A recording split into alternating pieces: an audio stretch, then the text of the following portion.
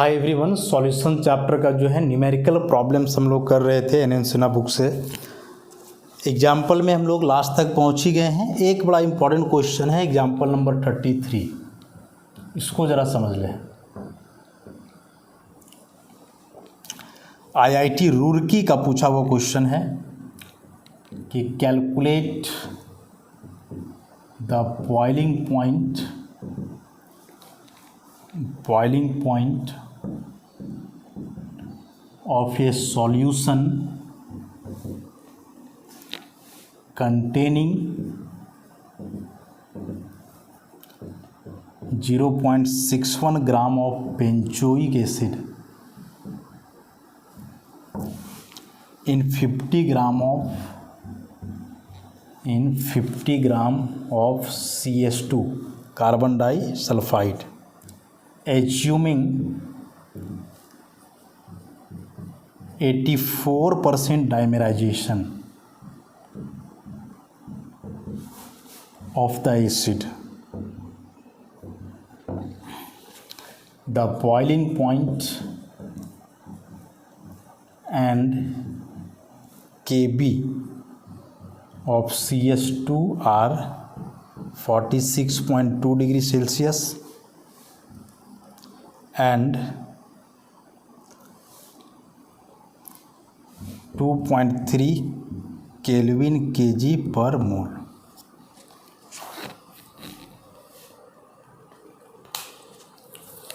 बहुत important question है।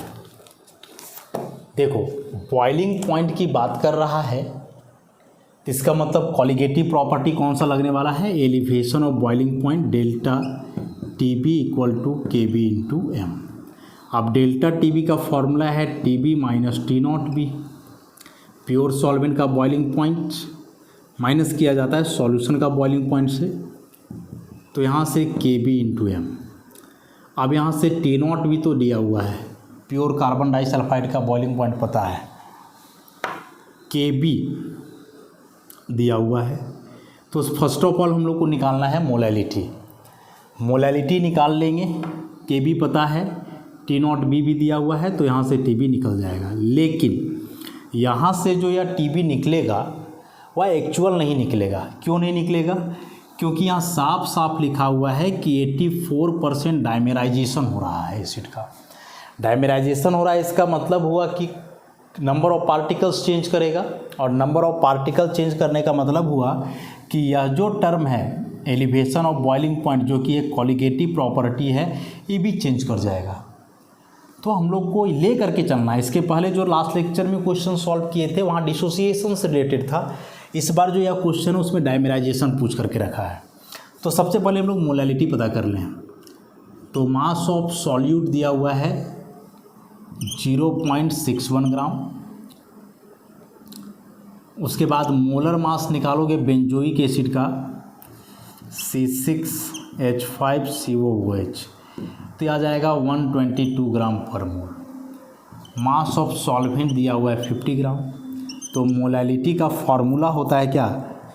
W/m into mass of solvent into 1000। तो ये W हो गया 0.61, ये हो गया 122, ये है 50 और ग्राम में है तो यहाँ 1000 से मल्टीप्लाई करना होगा। तो ये ख़त्म, ये 2 जीरो करोगे तो ख़त्म, ये 2 बार में डायरेक्ट कट जाएगा, तो ये जाएगा 1/10, और 1/10 मतलब कि 0.1 मोल पर kg। ऐसा। तो अब यहाँ से delta TB equal to Kb into M. Kb है 2.3, ये आ गया 0.1 मतलब कि 0.23 केल्विन। तो डेल्टा टीबी 0.23 केल्विन है। तो यह जो डेल्टा टीबी का कैलकुलेशन आया है तो थियोरेटिकल कैलकुलेशन है, एक्चुअल में ऐसा नहीं है। क्यों? क्योंकि लिखा हुआ है कि इस एसिड का 84% डायमेराइजेशन होगा। मतलब देखो, ये जो बेंजोइक एसिड है ना C6H5COOH, इसका यदि 2 मॉलिक्यूल्स हैं तो ये आपस में डायमेराइज करके C6H5COOH का होल 2, इसी डाइमर 2 मॉलिक्यूल जुड़ गया और ये दोनों डिस्क्रीट मॉलिक्यूल हैं।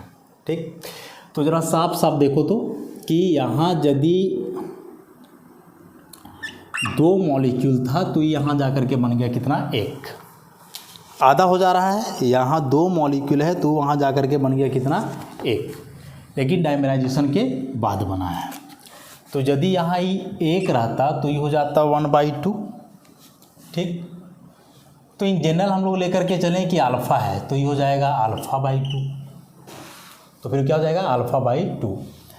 तो ओरिजिनल कंसीडरेशन के लिए हम लोग क्या कर रहे हैं कि इनिशियल मोल इसका ले रहे हैं 1, तो इनिशियल मोल इसका 1 लेकर के चलेंगे तो जाहिर सी बात है इसमें 0 रहेगा। इनिशियल मोल मतलब अभी डायमेराइजेशन नहीं हुआ है, तो डायमेराइजेशन नहीं हुआ है तो इसका 1 मोल लेंगे तो इसका कोई नहीं बनेगा, 0 बनेगा। ये तो 1/2 हम लोग लिए हैं यहाँ से कंपेयर करके, ठीक है। तो जब थोड़ा देर के बाद डायमेराइजेशन हो जाएगा तो डायमेराइजेशन के दरमियान हम लोग देख रहे हैं कि जितने भी पार्टिकल थे उसका आधा जो है डायमर में ये हो जा रहा है, 2 का जाकर के 1 बन गया, 4 का 2 बन जाता। तो उसी प्रकार से हम लोग जो है डायमेराइजेशन के बाद का कंसंट्रेशन लिए अल्फ़ा, तो यहाँ जा कर के हो गया α/2। तो बचा कितना, तो लिए थे 1, उसमें अल्फ़ा चला गया तो 1 माइनस अल्फ़ा बचा और यहाँ बच गया α/2। तो जब टोटल निकालेंगे तो टोटल अनडिसोसिएटेड में है, सॉरी अनएसोसिएटेड में 1 माइनस अल्फ़ा, एसोसिएशन हुआ α/2 का, तो 1 और क्या करो कि यहाँ से कॉमन ले लो अल्फ़ा, तो यहाँ बचेगा -1, 1/2 अल्फ़ा, ऐसे ही बचेगा।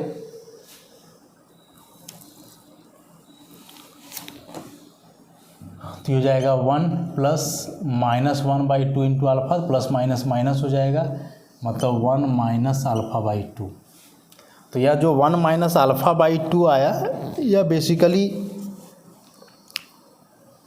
वांट ऑफ फैक्टर आप निकाल लिए,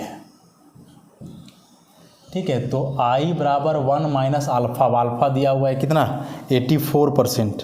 तो 84% का मतलब हुआ 0.84/2, तो यहाँ से I का वैल्यू आ जाएगा 0.58। अब इसी I को यहाँ मल्टीप्लाई कर दो, यहाँ जो हम लोग निकाले थे, तो अब डेल्टा TB बराबर I इंटू 0.23, तो 0.58 इंटू 0.23, तो यहाँ से ये आ जाएगा 0.1334 डिग्री सेल्सियस। तो अब जो ये आया है डेल्टा TB, तो अब फॉर्मूला लगाएंगे TB माइनस T0B, और यहाँ से अब निकल जाएगा हम लोग का TB, तो TB यहाँ से निकल जाएगा तो क्या हो जाएगा, हो जाएगा डेल्टा TB प्लस T0B। तो डेल्टा TB जो है हम लोग लाए 0.1334 और ये दिया हुआ है 46.2, तो यहाँ से आंसर आ जाएगा। मतलब थोड़ा सा ज़्यादा हो जाएगा।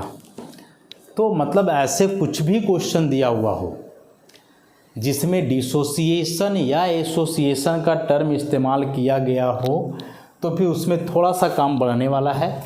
और काम बढ़ने वाला है कैसे, तो ऐसे दिखाना होगा डिसोसिएशन और एसोसिएशन को। यहाँ सबसे पहले हम लोग क्या समझे कि इसका 2 मोल है तो डायमेराइज करके 1 बन रहा है, तो 1 रहता तो 1/2 बन जाता। ये पहले हम लोग ऐसे समझे, एज्यूम किए। फिर हम लोग मान लिए कि जो डिग्री ऑफ एसोसिएशन है वो अल्फ़ा है, तो डिग्री ऑफ एसोसिएशन अल्फ़ा है, तो यहाँ देख रहे हैं कि 1 का 1/2 हो जा रहा है, तो अल्फ़ा का α/2 हो जाएगा। समझ रहे हो। अब यहाँ ये 1 माइनस अल्फ़ा हम लोग क्यों लिखे, क्योंकि स्टैंडर्ड तौर पे इनिशियली किसी भी सब्सटेंस का जो मोल कंसिडर किया जाता है वो 1, तो 1 मोल कंसिडर करा, उसमें अल्फ़ा एसोसिएट कर गया। 100% एसोसिएशन तो नहीं हो रहा है, अल्फ़ा एसोसिएट कर गया, तो बिना एसोसिएशन वाला कितना बचा, तो 1 माइनस अल्फ़ा, एसोसिएशन α/2 था, जोड़ दिए तो टोटल नंबर ऑफ मोल निकल गया सॉल्यूशन में। तो सॉल्यूशन में इस तरह से टोटल नंबर ऑफ मोल आ गया यहाँ से 1 माइनस α/2, और यही जो है वो कहलाएगा वांट ऑफ फैक्टर। ठीक है, ये हो गया सॉल्यूशन में नंबर ऑफ मोल। इनिशियली 1 मोल लिए थे तो वही इतना ही आ जाएगा। अल्फ़ा दिया हुआ 84% डायमेराइजेशन, तो 84% है मतलब 0.84 आ जाएगा। तो वहाँ से हम लोग आई निकाल लिए, आई निकालने के बाद डेल्टा TB को यहाँ पुट करके डेल्टा TB, और फाइनली फिर यहाँ से ऐसा। तो ध्यान रखना है, डिसोसिएशन और एसोसिएशन रहेगा तो कंसेप्ट थोड़ा लगने वाला है। और यही सब क्वेश्चन जो है आगे फंसाएगा। तो पीछे से प्रैक्टिस किया हुआ रहेगा एग्जाम्पलर प्रॉब्लम्स वगैरह, तो उतना दिक्कत नहीं होना है। इसलिए हम बार बार बोले कि एग्जाम्पल के प्रॉब्लम्स को पहले सॉल्व किया जाए, उसके बाद हम लोग आगे बढ़ेंगे उधर, तो सॉल्यूशन में आसानी होगा, कोई ज़्यादा परेशानी वाला बात नहीं है।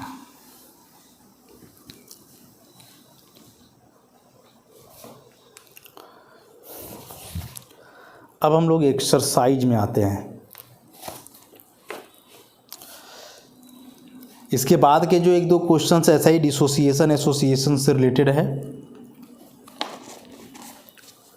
तो एक्सरसाइज में भी जो 4 कॉलिगेटिव प्रॉपर्टी है, चारों से रिलेटेड अलग अलग क्वेश्चन जो है दिया हुआ है। बहुत सारा क्वेश्चन भी है, सबको हम लोग करेंगे। तो अब एक्सरसाइज में आ जाए।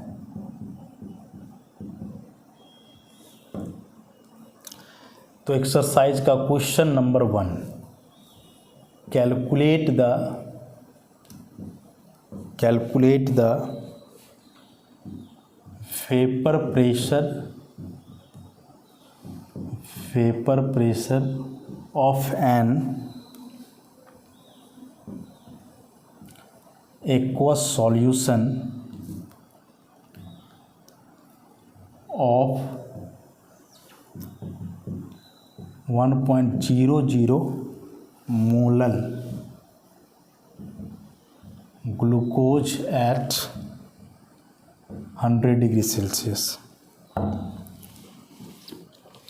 छोटा सा क्वेश्चन है लेकिन बहुत कुछ छुपा हुआ है इस क्वेश्चन में। Calculate the vapour pressure of an aqueous solution of 1 molal glucose solution at 100 degree Celsius. तो देखो, first of all 1 molal glucose solution का क्या मतलब है? मतलब हो गया कि number of mole of glucose 1, mass of solvent 1 kg, मतलब 1000 ग्राम।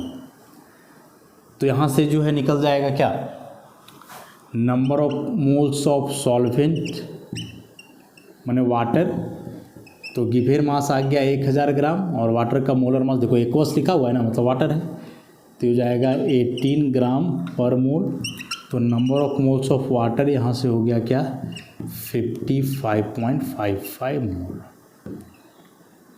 ठीक, अब फॉर्मूला जो हम लोग पढ़े हैं रॉल्स लॉ में, वो क्या पढ़े हैं, P0A minus P by P0A equal to XB।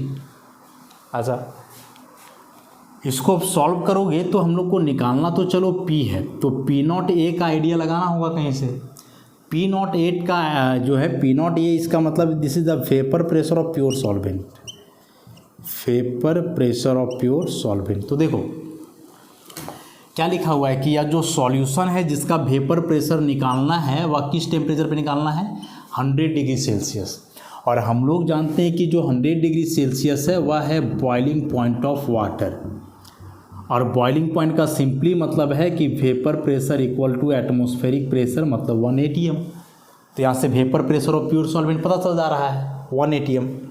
तो यहाँ से पुट कर दो 1 माइनस P बराबर 1, और ये XB को लिखेंगे NB बट्टे Na प्लस NB। तो 1 माइनस P NB मतलब number of moles of solute कितना है, 1, हो जाएगा 1 प्लस 55.55। तो 1 माइनस P 1 बाई हो जाएगा 56.55। अब यहाँ से P निकालोगे तो 1 माइनस 1 बाई 56.55। तो अगेन P बराबर 56.55 माइनस 1 56.55। तो कितना आ जाएगा, जो भी है 55.55 बाई 56.55। तो 0 1 से कम ही आना है ना, लेस देन 1 आएगा, तो कम ही आना चाहिए, क्योंकि प्योर वाटर का वेपर प्रेशर 1 atm है, बाद में उसमें ग्लूकोज मिला रहे हो जो कि एक नॉन वोलाटाइल सॉल्यूट है। तो ग्लूकोज मिलाने के बाद जो है उसका वेपर प्रेशर घटेगा ही। थ्योरी में तो हम लोग यही पढ़े हैं कि प्योर सॉल्वेंट में जब भी कोई नॉन वोलाटाइल सॉल्यूट मिलाया जाता है तो जो सॉल्यूशन बनता है उसका वेपर प्रेशर कम हो जाता है, तो कम ही आएगा। इसका 1 था तो इसका 1 से कम आएगा, इसको डिवाइड करोगे तो यही था इस क्वेश्चन में। Question number 1।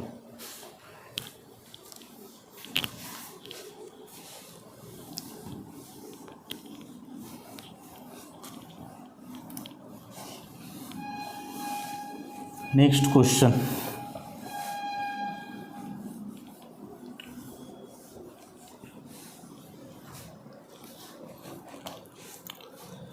Question number 2।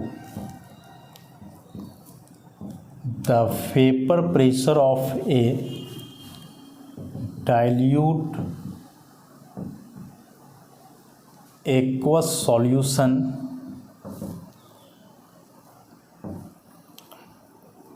of glucose is 750 mm Hg at 373 Kelvin.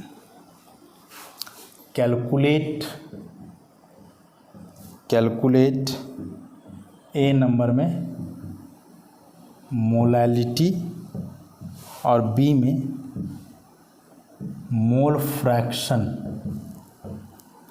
Of the solute. IIT का क्वेश्चन है।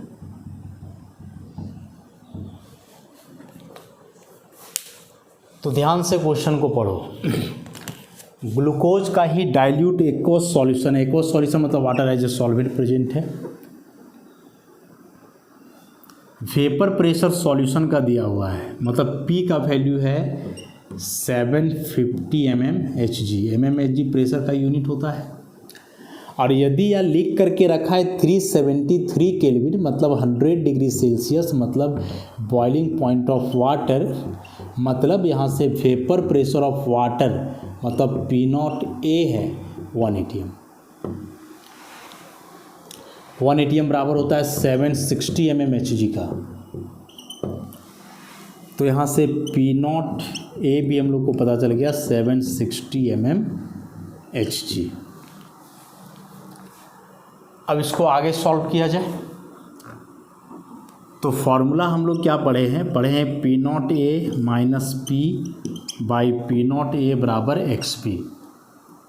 तो P0A जो है 760 माइनस 750 mmHg और P0A 760 mmHg। mmHg ख़त्म हो जाना है तो हो जाएगा 10/760 ख़त्म, तो 1/76 और इधर बच गया XB। तो इस तरह से XB जो है मोल फ्रैक्शन ऑफ सॉल्यूट वो आ गया कितना 1/76। अच्छा, तो इसमें B नंबर निकल गया मोल फ्रैक्शन ऑफ सॉल्यूट। लेकिन हम लोग को जो है मोलैलिटी भी निकालना है। तो मोलैलिटी निकालना है तो मोलैलिटी का फॉर्मूला तो अब हो जाता है number of moles of solute by mass of solvent, ऐसा। तो ध्यान से जरा देखोगे कि यदि हम लोग यहाँ से निकाल लिए हैं मोल फ्रैक्शन ऑफ सॉल्यूट, तो मोल फ्रैक्शन ऑफ सॉल्वेंट क्या होना चाहिए 1 माइनस XP, मतलब 1 माइनस 1/76 मतलब 75/76। तो सबसे बड़ा बात यहाँ से आ जाता है नंबर ऑफ मोल्स का। और क्वेश्चन में देखोगे तो नंबर ऑफ मोल्स का कहीं कोई जिक्र नहीं है। तो फॉर्मूला लगा दो, जैसे XA ही हम लोग लिखेंगे तो इसका फॉर्मूला हो जाएगा NA प्लस NB। ऐसा। अब नंबर ऑफ मोल्स ना तो हम लोग को A का पता है, नंबर ऑफ मोल्स ना ही हम लोग को B का पता है, बस पता है केवल तो दिस वन 75/76 बराबर NA और ये NA प्लस NB। अच्छा,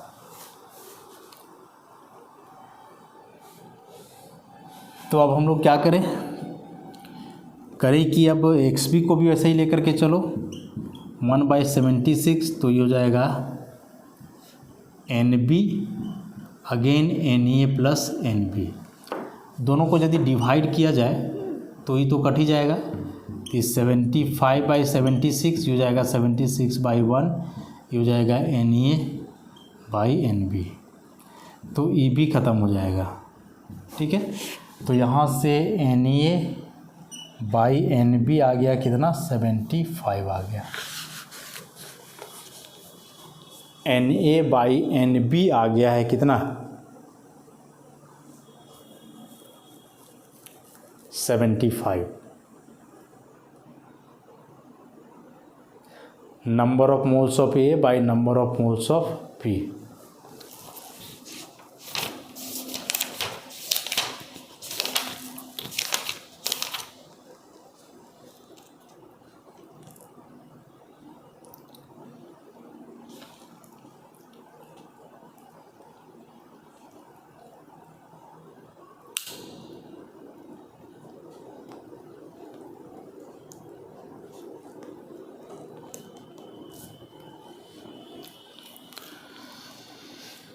तो एक तो हम लोग ऐसे करके यहाँ तक पहुँच सकते हैं, या फिर एक यहाँ थोड़ा सा हम लोग को दिमाग लगाना था, तो यहाँ से भी काम बन सकता था। और यहाँ से काम क्या बन सकता था, ज़रा देखो तो,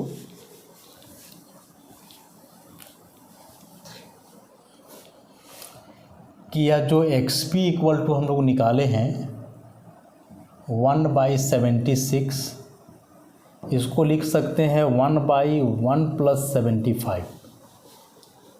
क्या, अभी एक्स बी का फॉर्मूला होता है एन बी बटे n b plus n a, तो ये 1/1 + 75। कंपेयर करो, कंपेयर यदि करोगे दोनों को, तो कंपेयर करने से एन बी आ जाएगा 1 और एन ए आ जाएगा 75।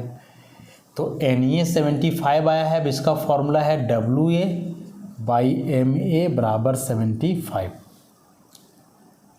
तो यहाँ से जब डब्ल्यू ए निकाला जाएगा तो हो जाएगा 75 इंटू एम ए, तो 75 एम ए मैंने मोलर मास ऑफ सॉल्वेंट, तो सॉल्वेंट में लिखा हुआ एक्वस सॉल्यूशन मतलब वाटर, तो 18। तो यहाँ से डब्ल्यू ए पता चल जाएगा हम लोग को,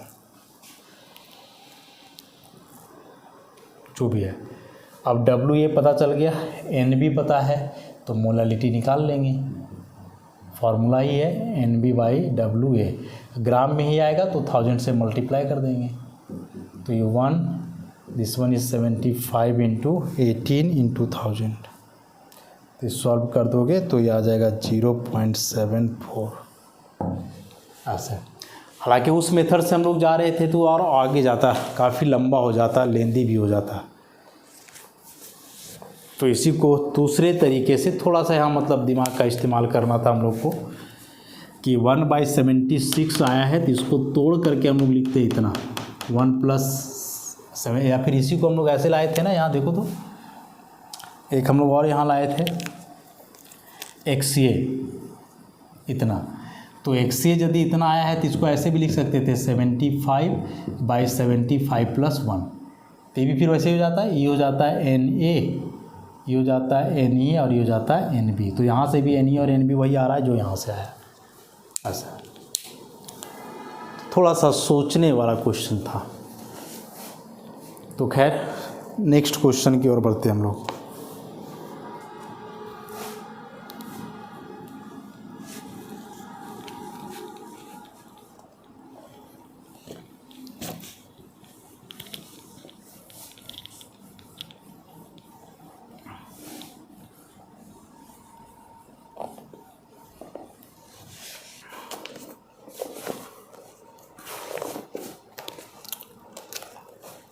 Next question number 3. A solution of 0.120 molal methanol dissolved in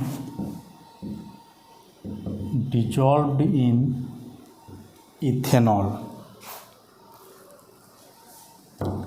Calculate the mole fractions of methanol and ethanol.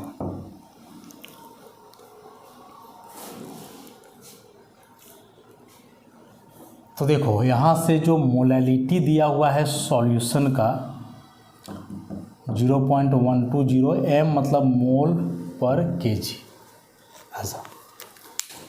तो इसका मतलब क्या हुआ, इसका मतलब हो गया number of moles of solute, solute की जगह यहाँ मिथेनॉल दिया हुआ है, मिथेनॉल को हम लोग m लिखते हैं शॉर्ट में, वो हो गया 0.120, और मास ऑफ इथेनॉल 1 kg मतलब कि 1000 ग्राम। मोलर मास ऑफ इथेनॉल, तो इथेनॉल का फॉर्मूला तो हम लोग जानते ही हैं, C2H6O। तो 12 दूना 24 प्लस 6 प्लस 16 तो आ जाएगा 46 ग्राम पर मोल। तो यहाँ से number of moles of ethanol given mass by molar mass, तो गिवेन मास आ गया 1000, मोलर मास 46। इसको सिंपल करोगे या छोड़ दो इतना ही, इतना मोल। अब यदि हम लोग को यहाँ से निकालना है मोल फ्रैक्शन ऑफ मिथेनॉल, तो हो जाएगा number of moles of methanol by number of moles of methanol plus number of moles of ethanol.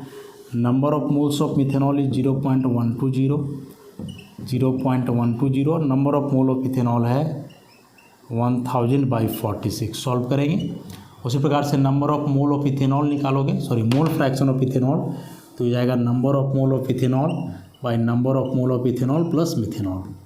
तो ये आ गया 1000/46, इथेनॉल का वही रहेगा 1000/46 प्लस मिथेनॉल का है 0.120। सॉल्व करने से आ जाएगा। मतलब जब हम लोग शुरू में ही चैप्टर पढ़े थे ना कंसंट्रेशन टर्म, वहीं इन सारी चीज़ों को गौर किए थे।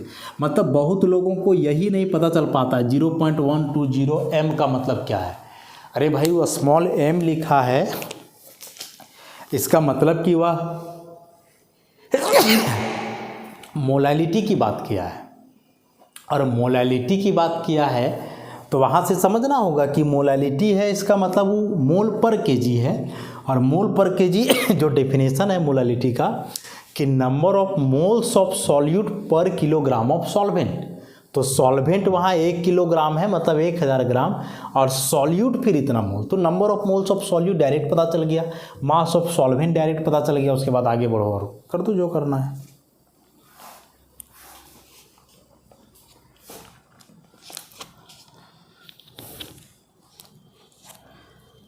उसके बाद का है क्वेश्चन नंबर 4।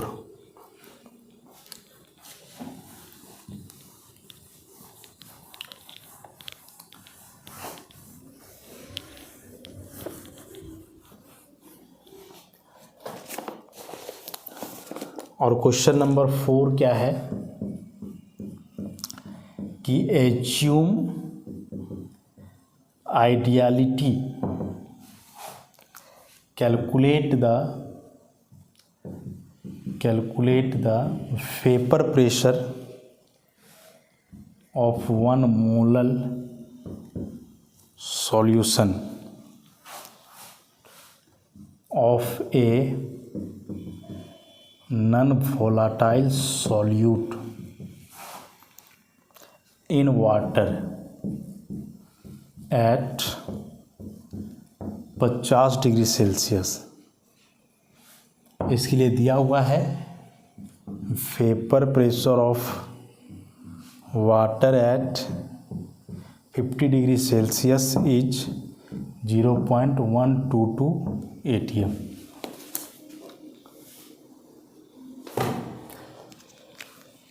तो देखो non volatile solute vapour pressure solution का पूछ रहा है, मतलब यहाँ डायरेक्ट कॉलिगेटिव प्रॉपर्टी में जो हम लोग पढ़े relative lowering of vapour pressure, उसका फॉर्मूला लगने वाला है। तो फॉर्मूला आसान सा है, P0A minus P/P0A equal to XP। P0 ये डायरेक्ट दिया हुआ है 0.122 atm। P निकालना है तो ओवरऑल XP कैलकुलेट करेंगे।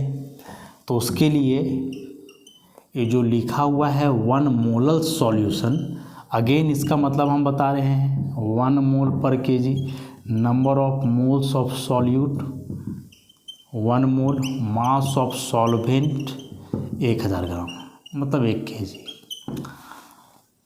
यहाँ जो है लिखा हुआ है कि जो सॉल्यूट डिजॉल्व है वाटर में डिजॉल्व है, मतलब सॉल्वेंट यहाँ वाटर है। तो यहाँ से number of moles of solvent निकालेंगे तो given mass by molar mass, तो given mass 1000, molar mass water का 18, तो आ जाएगा 55.55। अब यहाँ से फॉर्मूला लगा दो, एक्स बी बराबर क्या हो जाएगा NB बटे NA plus NB। P not ये हो गया 0.122 minus P 0.122, NB number of moles of solute 1, NA 55.55 plus 1 हो जाएगा। इसको सॉल्व कर दोगे 0.122 माइनस पी बाई 0.122 बाई 1 बटे 56.55, क्रॉस मल्टीप्लाई कर दो। क्रॉस मल्टीप्लाई करोगे तो यहाँ से हो जाएगा 56.55 इंटू 0.122 माइनस 56.55 पी बराबर 0.122। तो यहाँ से फिर P बराबर डायरेक्ट लिख देते हैं, ये 56.55 इंटू 0.122, ये टर्म इधर आ जाएगा माइनस 0.122, और यहाँ से जो P के साथ है मल्टीप्लाई में 56.55 वो नीचे चला जाएगा। इसको सॉल्व कर लोगे तो निकल जाएगा P जो भी है। तो सिमिलर क्वेश्चंस हैं, बार बार आ रहे हैं, बस ज़्यादा से ज़्यादा प्रैक्टिस करना है तो क्वेश्चंस बनेंगे, नहीं बनेंगे ऐसा बात नहीं है। हाँ, कुछ कुछ क्वेश्चंस तो वैसे होंगे जो परेशान करेंगे, तो परेशान करेंगे तो वहाँ सोचना होगा, और एग्जाम्पलर प्रॉब्लम्स किए रहोगे तो वहाँ थोड़ा और आसान हो जाएगा, आसानी से उसको कर पाओगे। तो आज हम लोग इस एक्सरसाइज का क्वेश्चन नंबर 4 तक देखे। टोटल 70 क्वेश्चंस है, तो सब तो नहीं लेकिन मैक्सिमम क्वेश्चंस जो है हम लोग बनाने का प्रयास करेंगे। और आज के लिए इतना ही, बाकी नेक्स्ट लेक्चर से धन्यवाद।